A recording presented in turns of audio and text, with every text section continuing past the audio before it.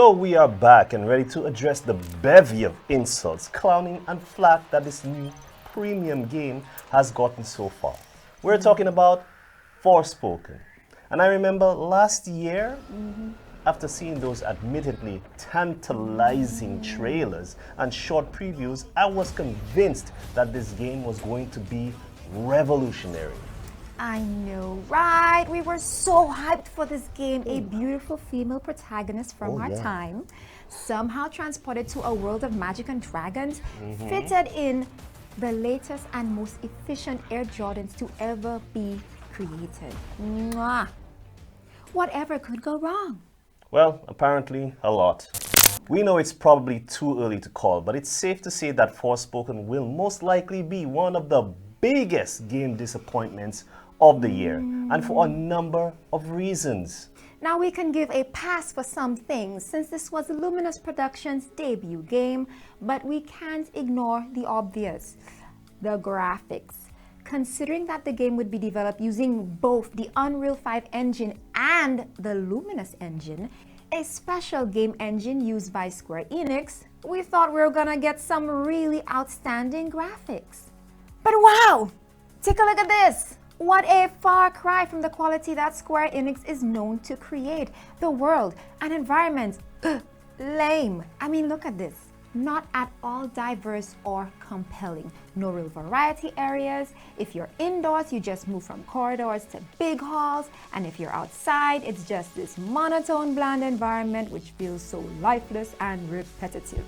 Now, the game also sold us that our heroine would use amazing parkour abilities that would make traversal and battle in this world fun and exciting. No and no. Traversal is boring because you keep moving around in similar vast environments, and so you don't get to parkour really.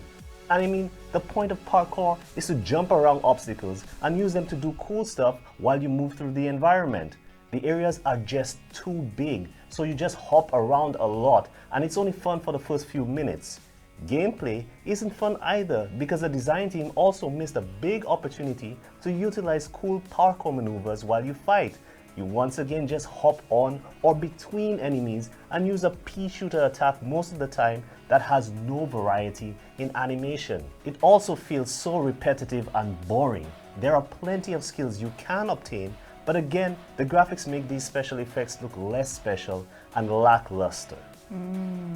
This game truly isn't a visual wonder, but it makes you wonder why some games years back look even better. Another disappointment is coming to know that the story isn't even that well fleshed out and provided no AAA twist or surprises. You know everything that's going to happen before it happens, so it does not hold your imagination captive throughout. Not only that, but one of the biggest atrocities was our main character, Frey, ended up being a disappointment as well.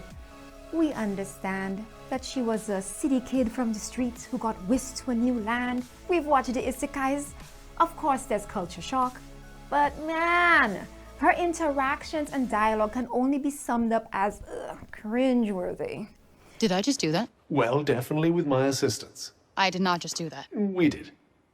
I just moved shit with my mind. Perhaps our connection has somehow awoken some abilities. I just moved shit with my mind. I just keep hearing I. I just moved shit with my freaking mind! Yeah, okay, that is something I do now. I do magic, talk to sentient cuffs, kill jacked up beasts. You know what? I'll probably fly next. Now you're just being ridiculous. Oh, that's too far. Good to know there's a line. If you could just master these new abilities, with my help, of course. Did you not just see me take out that gnarly beast? Oh, bring it, you mangled monsters! I mean, we were so looking forward to meeting Frey. Her character design looks amazing and so cool. So cool. And she is a gorgeous black lead. Yes, queen. But the agony of her lines. The massive and repeated delays didn't help either, because after so long, players anticipated that the final product would be perfection. That high level of expectation and the final product just didn't match. And that's probably why Forspoken was torn to shreds right out of the gate.